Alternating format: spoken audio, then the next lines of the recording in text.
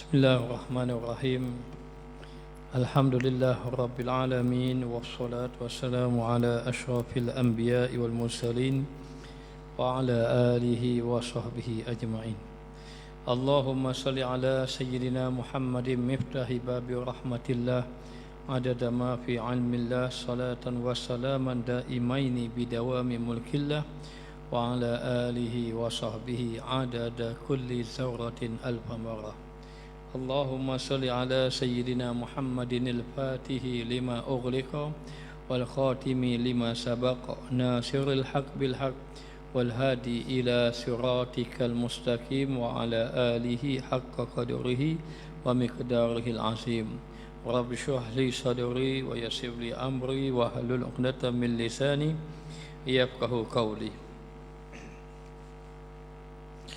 Diriwayatkan daripada Anas bin Malik radhiyallahu anhu bahawa Rasulullah sallallahu alaihi wasallam bersabda, barang siapa yang menunaikan solat satu kali, daripada nafas orang yang solat itu Allah Subhanahu wa taala menciptakan awan putih. Kemudian Allah Subhanahu wa taala menyuruh awan putih itu untuk mengambil rahmat dari laut. Lalu ia mengambilnya. Kemudian Allah menyuruhnya, yakni awan putih tadi, agar menjadi hujan. Lalu dari titisan yang jatuh ke bumi Allah menciptakan emas. Dari titisan yang jatuh ke gunung Allah menciptakan perak. Dan dari titisan yang jatuh kepada orang kafir Allah Subhanahu wa taala menganugerahkannya keimanan. Hadis riwayat daripada daripada Anas bin Malik, menyatakan bahawa orang yang sembahyang satu kali sembahyang, maka nafas orang yang sembahyang itu Allah ciptakan awan. Daripada awan itu Allah Taala perintah ambil rahmat daripada laut yang luas itu. Kemudian daripada itu Allah Ta'ala suruh dijadikan ia, daripada awan putih itu dijadikan ia itu air hujan. Maka air hujan ada yang jatuh ke bumi, maka sebahagiannya menjadi emas di dalam bumi tadi. Yang jatuh di gunung-gunung Allah, jatuh ke gunung, maka Allah ciptakan dia perak. Dan ada juga yang jatuh kepada orang-orang kafir, maka Allah anugerahkan dia keiman di dalam hati dia. Ini nak menggambarkan mengenai rahmat Allah Subhanahu wa taala yang besar. Dan begitulah mengenai penciptaan Allah Subhanahu wa taala. Bagaimana nafas ni nak jadi awan, itu kekuasaan Allah. Daripada nafas orang yang sembahyang. Dan macam mana awan itu bertukar menjadi air hujan, itu semua kuasa Allah Ta'ala. Tapi ini hadis yang diriwayatkan daripada Anas bin Malik. Maka Allah Ta'ala berfirman, kuntum khaira ummatin ukhrijat linnas. Kamu, yakni umat Muhammad sallallahu alaihi wasallam, adalah sebaik-baik umat. Antara umat-umat nabi-nabi yang terdahulu, baik daripada Nabi Adam, Nabi Musa, Nabi Idris, Nabi Ibrahim dan nabi-nabi yang terdahulu, umat Nabi Muhammad lah umat yang terbaik. Bahkan Nabi Adam alaihi salam pernah menyatakan, aku merasa cemburu dengan umat Muhammad. Kenapa? 4 perkara kata Nabi Adam. Yang pertama, aku melakukan kesalahan, lalu aku meminta bertaubat kepada Allah. Taubat tidak diterima kecuali apabila aku sampai ke Mekah, baru Allah terima. Tetapi umat Nabi Muhammad sallallahu alaihi wasallam, dia buat dosa di mana-mana, dia bertaubat di mana-mana, Allah terima. Maka dengan sebab itu Nabi Adam kata, aku cemburu dengan umat Nabi Muhammad. Yang kedua, aku melakukan kesalahan, memakan buah itu, terpisah aku dengan Hawa. Allah pisahkan dia dengan Hawa. Tetapi umat Nabi Muhammad sallallahu alaihi wasallam bukan satu kesalahan, buatlah banyak kesalahan macam mana, Allah tidak pisahkan dia dengan ahli keluarga dia. Maka dengan sebab itu kata Nabi Adam, aku cemburu dengan umat Nabi Muhammad. Yang ketiga kata Nabi Adam, aku melakukan satu kesalahan, lalu Allah menanggalkan pakaian aku. Umat Nabi Muhammad, dia buat kesalahan, walau banyak macam mana, Allah tak tanggalkan pakaian dia. Yang keempat kata Nabi Adam, aku hanya buat satu saja kesalahan, Allah keluarkan aku daripada syurga. Umat Muhammad buat bukan ratus, mungkin ribu, bahkan banyak macam mana, satu taubat dia Allah boleh masukkan dia dalam syurga. Maka dengan sebab itu aku rasa cemburu dengan umat Muhammad. Nabi Musa mengatakan, ya Allah, kalau engkau jadikan aku umat Muhammad, aku nak jadi Muhammad walaupun aku tak jadi Nabi, asal aku jadi umat Muhammad sudah.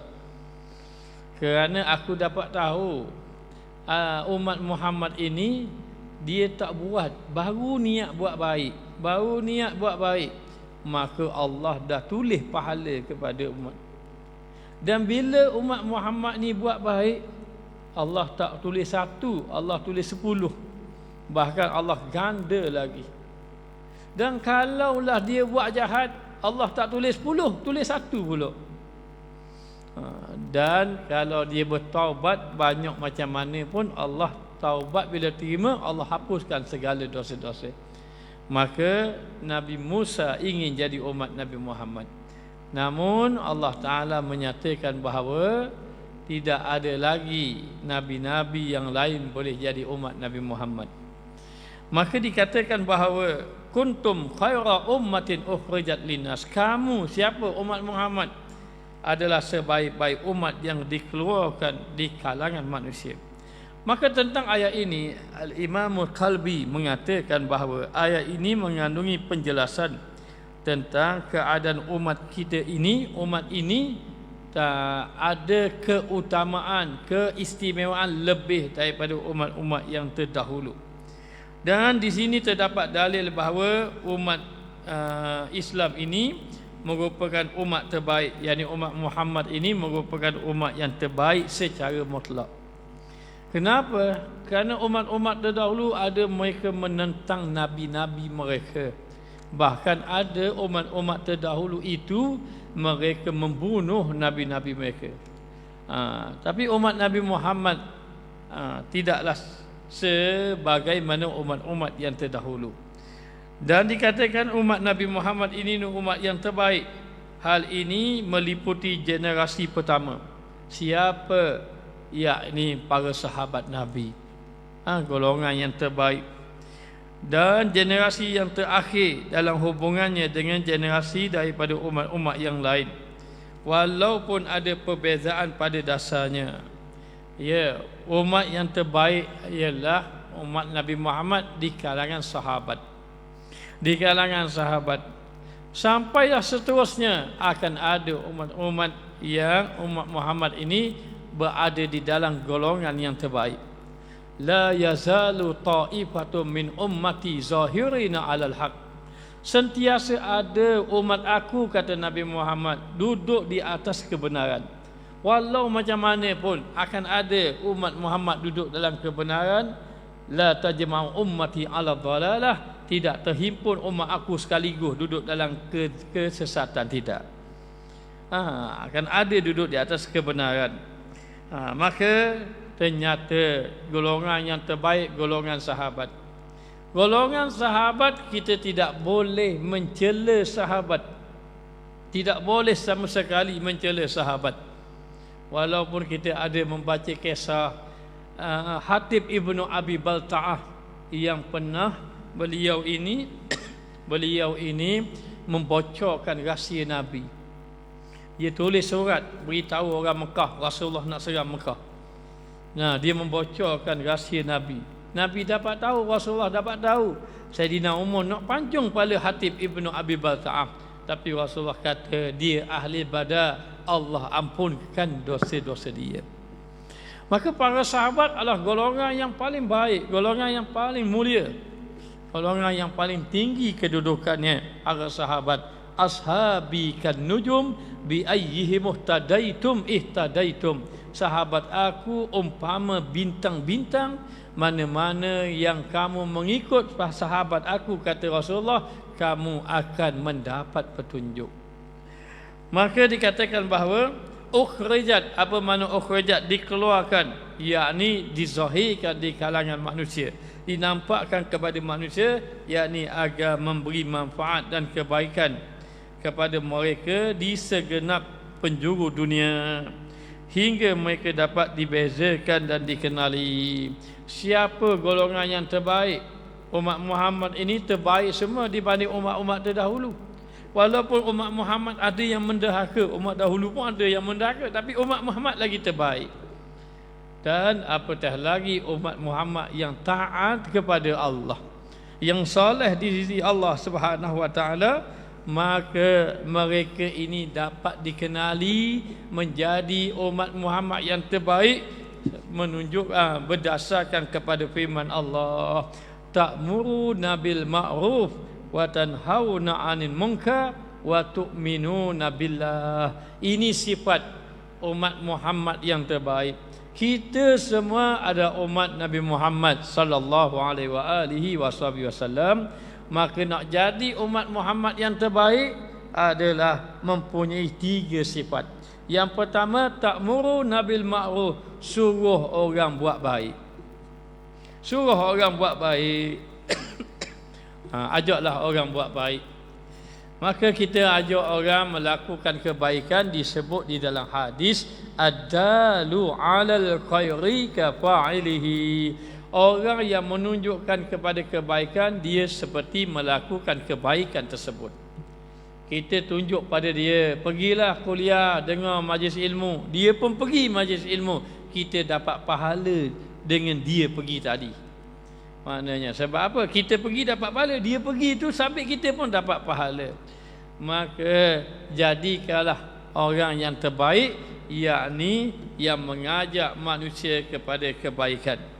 Maka sifat umat Muhammad yang terbaik, yang pertama menyuruh kepada kebaikan, yang kedua watan hauna 'anil munkar, dan mencegah ia daripada perkara munkar.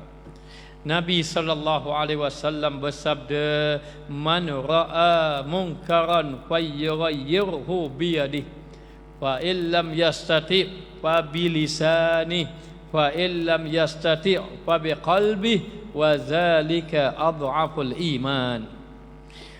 Barang siapa yang melihat perkara mungkar, yughayyir, ubah dengan tangan. Apa maksud dengan tangan? Yakni dengan kekuasaan yang kamu ada.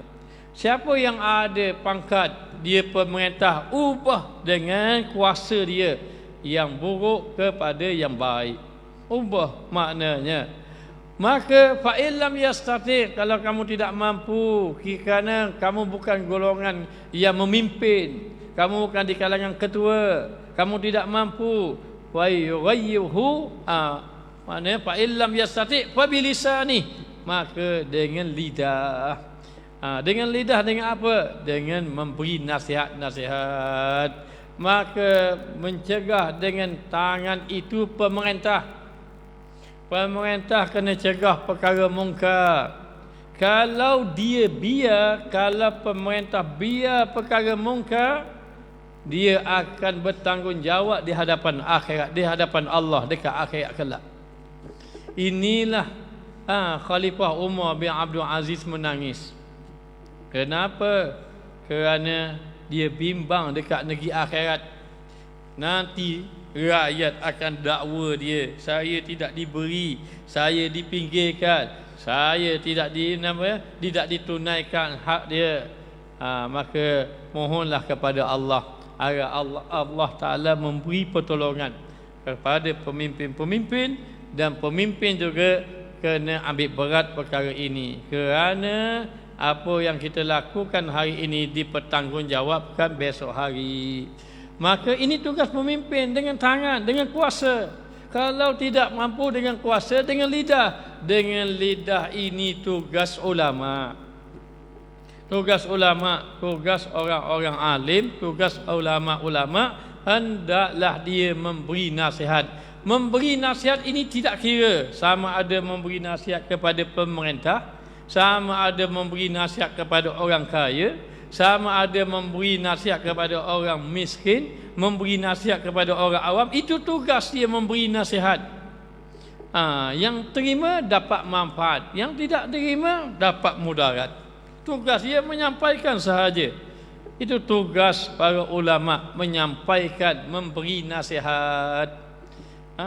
Dulu ada satu orang namanya Al-Imamu Hasanul Basri.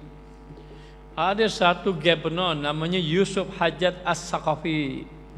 Yusuf Hajat As-Saqafi ini, dia kalau ulama tak ikut kata dia, dia pancung kepala. Ulama tak ikut, pancung kepala. Ulama dengar nama dia takut, kena ikut. Satu hari dia membina istana di tepi sungai. Lalu dia memanggil ramai rakyat supaya rakyat memuji tentang istananya.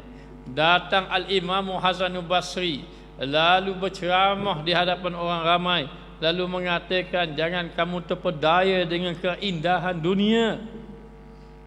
Tengok orang-orang yang terdahulu daripada kaum Ad dan Samud, yang lebih hebat pembinaannya, akhirnya dibinasakan oleh Allah. Ketika mana dia memberi nasihat, tiba-tiba orang minta, cukup, bahaya nanti kena pancung kepala. Dia kata dia tidak takut. Akhir sekali sampai berita pada Yusuf Hajat As-Saqafi. Sampai Yusuf Hajat As-Saqafi pun panggil dia. Dia pun datang seorang diri sahaja. Lalu Yusuf Hajat As-Saqafi sediakan satu orang yang akan pancung kepala. Orang pun kata kali ni matilah Imam Hasanul Basri, matilah. Dia pun pergi. Yusuf Hajjaj ini tengok aja Imam Hasanul Basri terus jadi lembut. Terus jemput, sila datang. Saya mahu tanya masalah agama, silakan. Cakap-cakap, tanya-tanya, semua boleh jawab. Akhir sekali Imam Hasanul Basri pun mahu beredar. Dia kata nanti dulu. Dia panggil pengawal dia, bagi minyak wangi yang mahal pada dia, bagi balik. Lepas pada tu orang pun hairan. Orang tanya, tadi Yusuf Hajat As-Saqafi tadi marah beken muka dia, tapi bila tengok Imam Hasanul Basri jadi lembut. Jadi lembut sahaja. Benarlah Nabi SAW bersabda, man khafallah khafa kulla syai'.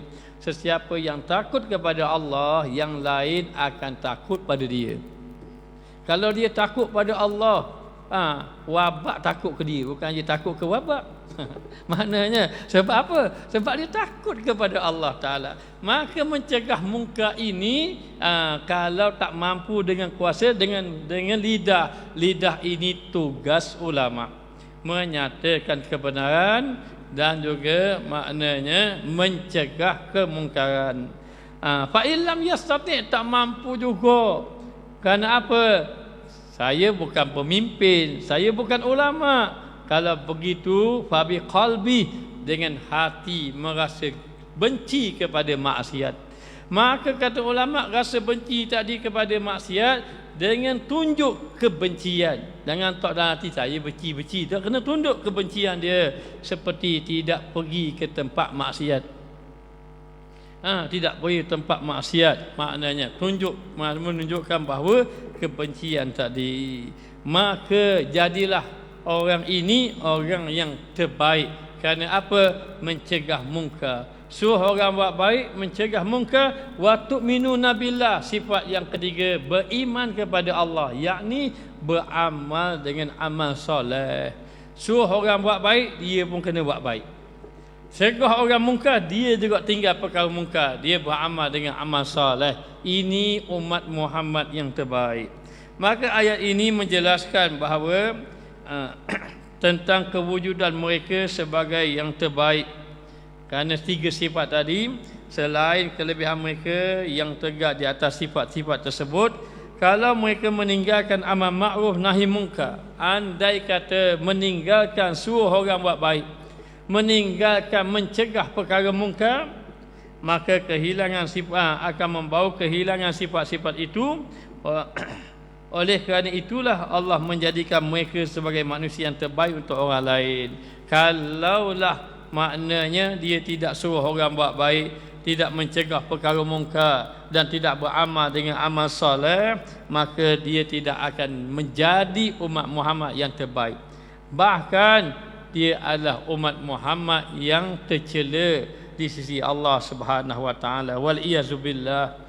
Jadi hendaklah kita menjadi golongan yang mengajak orang kebaikan, walaupun kita bukan ulama, walaupun kita bukan maknanya pendakwah, ustaz dan seumpamanya, tapi suruh orang buat baik.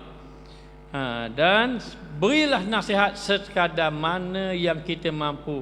Sama ada orang yang kita nak beri nasihat, kita beri nasihat itu terima atau tidak terima, itu kita serah pada Allah. Yang paling penting, balighu anni walau ayah, maknanya sampaikan daripada Rasulullah sallallahu alaihi wasallam walaupun satu ayat, walaupun sedikit. Maka dikatakan bahawa Allah Ta'ala jadikan umat itu terbaik kalau dia melakukan 3 perkara tadi. Mereka menyuruh kebaikan, mencegah kemungkaran, dan dia juga memerangi orang-orang kafir. Orang-orang kafir berjihad fisabilillah. Ini juga termasuk golongan yang baik agar mereka selamat, yakni agar mereka beriman kepada Allah. Disebut dalam hadis, umirtu an uqatilan nas hatta yashhadu an la ilaha illallah wa anna Muhammadar Rasulullah wa tuqimas salah wa tu'tiyaz zakat. Aku diperintahkan untuk memerangi mereka sehingga mereka itu ucap kalimah la ilaha illallah Muhammad Rasulullah. Tak cukup situ, suruh dia dirikan sembahyang dan suruh dia keluarkan zakat. Maknanya maka berjihad fisabilillah, memerangi, tujuannya bukan nak bunuh. Tujuan dia supaya mereka itu rasa takut, supaya mereka itu beriman kepada Allah agar selamat di sisi Allah Subhanahu wa taala. Sehingga manfaat mereka mengungguli yang lain. Nabi Muhammad sallallahu alaihi wasallam bersabda, sebaik-baik manusia adalah yang memberi manfaat kepada orang lain. Siapakah manusia yang terbaik? Manusia yang terbaik adalah manusia yang memberi manfaat kepada orang lain. Kalau kita buat baik kita seorang, belum lagi terbaik. Ada satu orang di umat Nabi terdahulu, katanya Bani Israel, dia beribadat. Dia beribadat 40 tahun dia beribadat. Di samping dia beribadat, dia suruh orang buat baik, sehingga masyarakat yang duduk keliling dia jadi baik. Sabit dia buat baik, suruh orang buat baik. Setelah dia tengok masyarakat dia sudah baik, lalu dia tinggalkan masyarakat, dia pergi satu tempat menyendiri beribadat. 40 tahun pula beribadat. Lalu Allah utuskan malaikat beritahu pada dia, aku utusan Allah nak beritahu kepada kamu, ibadat kamu yang 40 tahun ini tidak diterima oleh Allah. Terkejut dia. Kenapa? Kerana kamu ibadat untuk kamu saja. Kamu tak hiraukan orang lain yang melakukan kesalahan. Maka keluarlah kamu, agar kamu ini menyuruh manusia kepada kebaikan. Baru dia keluar beribadat pula untuk membersihkan kesalahan dia. Jadi sebenarnya orang itu tidak hebat kalau dia ibadat untuk diri dia saja.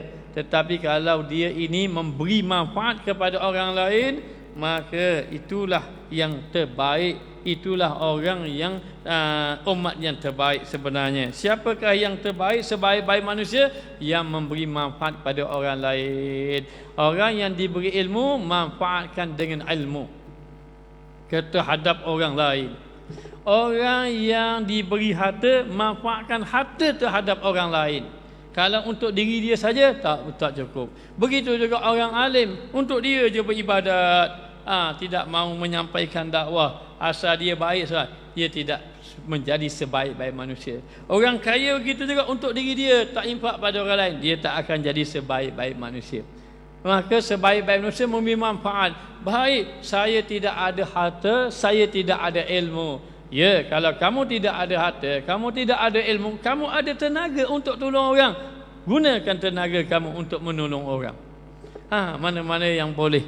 Kerana sesungguhnya sesiapa yang memberi kebaikan kepada orang lain, dia adalah sebaik-baik manusia. Dan begitu juga sejahat-jahat manusia. Siapa pula sejahat-jahat manusia? Sejahat-jahat manusia adalah orang yang memberi kemudaratan, kerugian terhadap orang lain. Jangan kita ini menzalimi orang. Maknanya membuat kejahatan terhadap orang lain. Jadi ingat, itu dikira menzalimi diri, menzalimi orang lain. Kalau dia buat jahat untuk diri dia, dia bertaubat, Allah mudah terima kalau taubatnya benar. Tetapi kalau dia buat jahat melibatkan orang lain, dia bertaubat, Allah tak terima lagi, sehingga dia memberi balik hak orang yang dia buat zalim tadi. Maka jangan melakukan kezaliman terhadap orang lain. Maka sejahat-jahat manusia adalah yang mendatangkan kerugian terhadap orang lain. Allah Ta'ala berfirman, wa tu'minuna billah, mereka itu beriman kepada Allah. Artinya apa? Artinya mereka meyakini keesaan Allah Subhanahu wa ta'ala, dan tetap di atas prinsip ini, tetap di atas kalimah ini. Mereka pun mengakui bahawa Nabi Muhammad sallallahu alaihi wasallam adalah Nabi Allah, utusan Allah Ta'ala. Barang siapa yang mengingkari Nabi Muhammad sallallahu alaihi wasallam, dia dikira tidak beriman dengan Allah. Siapa yang menolak Rasul, maka dia kira tidak beriman dengan Allah. Siapa yang menerima Al-Quran, menolak hadis, dia juga dikira tidak beriman kepada Allah Ta'ala. Dan Allah Ta'ala berfirman, kuntum khaira ummatin ukhrijat linnas.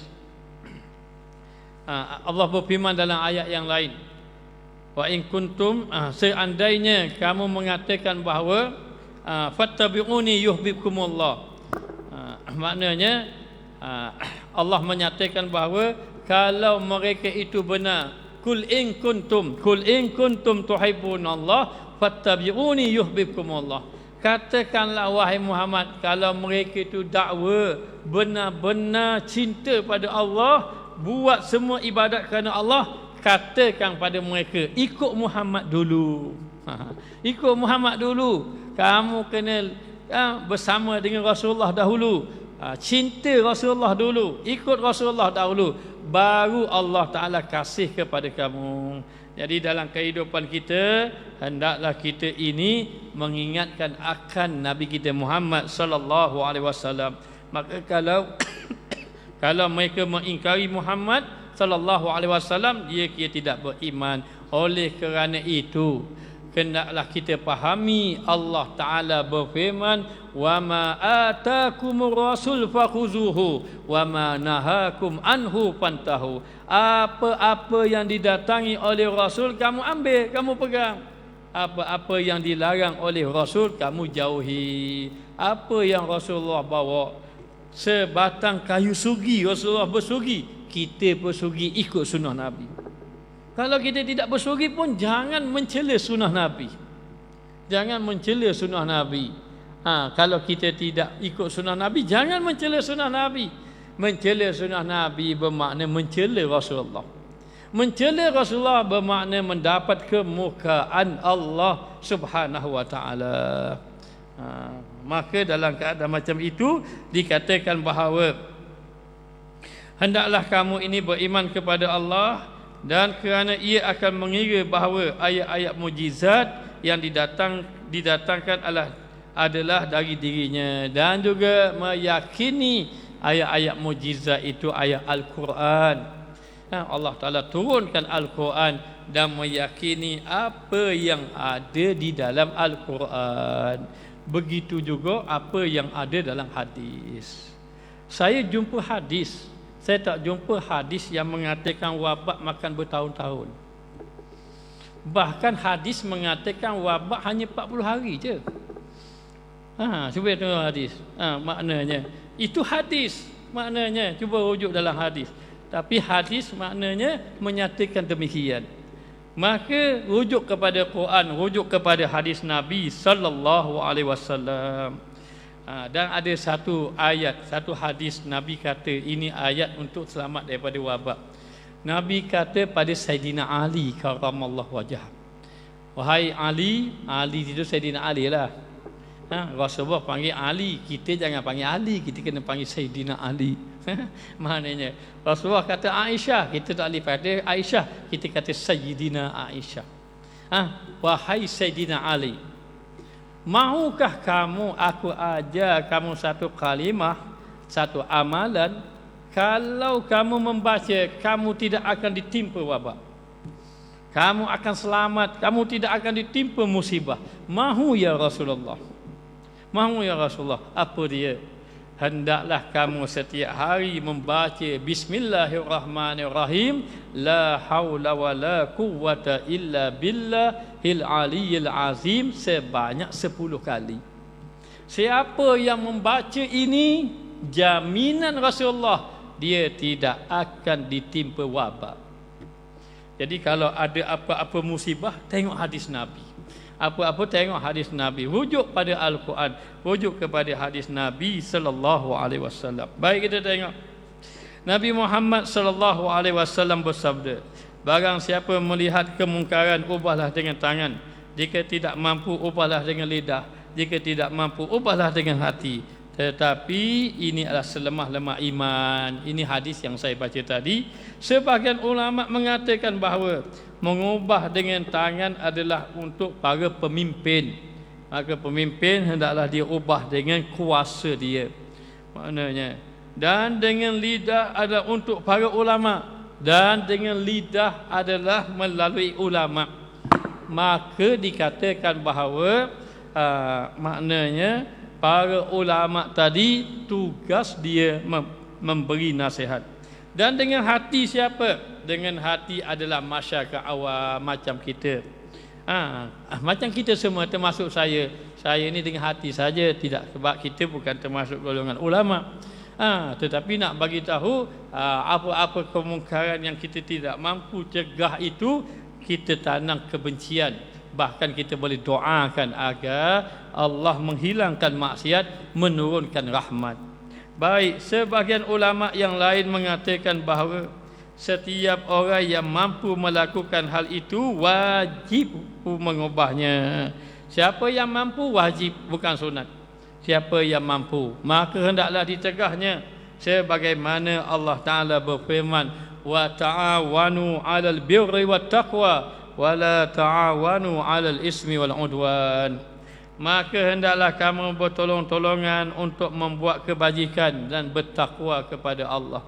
Kalau ada orang buat baik, pakat tolong belaka, apatah lagi yang membawa kepada ketakwaan kepada Allah Subhanahu wa taala. Tiba-tiba dengar ada masjid nak membina, nak tambah binaan untuk menampung jamaah, bantu sekadar mana yang mampu. Maknanya kerana apa? Ia membawa kepada kebaikan. Dan juga dikatakan jangan kamu tolong-menolong dalam melakukan dosa ataupun maksiat dan percubaan ataupun perkara yang membawa permusuhan. Wa ta'awanu 'alal birri wat taqwa wa la ta'awanu 'alal ismi wal 'udwan. Jangan tolong dalam buat dosa. Kalau tolong dalam buat dosa, sama-sama dapat dosa. Sama-sama dapat dosa. Kalau kita tolong dalam melakukan maksiat tadi, maka ingat, jangan kita menolong kepada perkara maksiat. Jauhkan diri kita daripada bersekutu ataupun bersamaan dengan orang yang melakukan maksiat. Maka sikap tolong menolong adalah memberi dorongan, memudahkan jalan kebaikan serta menutup jalan kejahatan dan juga permusuhan secara secepat mungkin, serapat mungkin. Dengan arti kata kita tolong buat baik, perkara baik kita tolong, maka hilanglah permusuhan tadi ataupun perkara kejahatan. Jadi kita kena jadi orang yang memberi kebaikan kepada orang ramai. Maka di dalam hadis yang lain Nabi SAW bersabda, barang siapa yang menegur ahli bid'ah, dia tegur ahli bid'ah, Allah memenuhi kalbunya, yakni hatinya, dengan keamanan dan keimanan. Kalau kita tegur orang yang melakukan bid'ah, melakukan amalan-amalan yang menyimpang, ataupun melakukan ajaran-ajaran yang sesat, tak kira lah, boleh jadi sesat dari segi cara kepercayaan ataupun sesat dari segi amalan. Sesat dari segi amalan, maknanya dia mari golongan, contoh saja semayang subuh 3 rakaat, contoh saja, maka tegur kita tegur dia. Kalau dia ini tinggalkan perbuatan salah dia, kita akan diberi keimanan, ditambahkan iman oleh Allah Ta'ala. Dan barang siapa yang merendah-rendahkan ahli bid'ah, maknanya tak ikut orang-orang yang melakukan bid'ah ini, perkara yang menyimpang, maknanya maka Allah Ta'ala memberi ketenangan pada hari yang sangat menakutkan. Allah selamatkan dia tenang pada satu hari nanti. Dan barang siapa yang menyuruh kebaikan, dia suruh orang buat kebaikan dan dia mencegah kemungkaran, bererti ia adalah khalifah Allah serta khalifah kitab dan rasulnya di bumi. Maknanya apa? Dia adalah orang yang khalifah ni pengganti, yang mengganti tugas rasul, yang mengganti apa yang telah dibawa oleh rasul-rasul. Apabila orang tadi mencegah kemungkaran, membawa ataupun mengajak akan kebaikan. Jadi nak cegah mungkar ni bukan senang, banyak ujian. Kita pula kena kuat nak cegah mungkar. Lepas tu nak cegah mungkar ni kita kena kata benar. Qulil haqqa walau kana murra. Kata benar walau pahit macam mana nak cegah nak benda hak mungkar ni. Kemudian nak suruh buat kebaikan ini, kita kena banyak sabar, kena ujian berat. Sebab itu Luqmanul Hakim kata pada anaknya, ya bunayya, wahai anakku yang tercinta, wa'mur bil ma'ruf wanha 'anil munkar wasbir 'ala ma asabak. Kamu suruh buat baik, kamu cegah perkara munkar, dan kamu kena sabar di atas musibah. Maknanya jadi begitu. Ada satu ketika, dan kalau nak cegah, suruh orang baik, suruh orang buat baik, cegah mungkar, kena ikhlas. Dulu ada satu kisah orang ibadat, orang soleh, dia beribadat, tiba-tiba dalam kampung dia ada orang sembah pokok. Orang sembah pokok. Lalu orang pun bagi tahu pada dia, kamu beribadat sini, tu di sana tu orang sembah pokok. Dia pun marah. Ada lagi yang sembah selain pada Allah. Dia pun pergi bawa kapok, jumpa satu orang tua tengah jalan. Nak pergi mana ni? Aku nak pergi tebang pokok. Ada lagi orang yang sembah pokok. Ada lagi orang yang sembah pokok selain pada Allah Ta'ala. Kata orang tua hak tengah jalan, orang hak tahan tu, hak tanya, dia kata, jangan kamu pergi tebang pokok, baik kamu sibuk buat ibadat. Dia kata mana boleh. Akhir sekali bergaduhlah dua orang tadi. Batu kulub. Bergaduh dua orang tadi. Jadi dalam keadaan macam itu, akhirnya dia dapat mengatasi orang tadi. Dia pun nak tebang pokok. Tiba-tiba cerita ini disambung minggu hadapan. Okey, wallahu alam. Bismillahirrahmanirrahim. Rabbana zalamna anfusana wa illam taghfir lana wa tarhamna lanakunanna minal khasirin. Wa sallallahu ala sayyidina Muhammad wa ala alihi wa sahbihi wa sallam. Walhamdulillahirabbil alamin.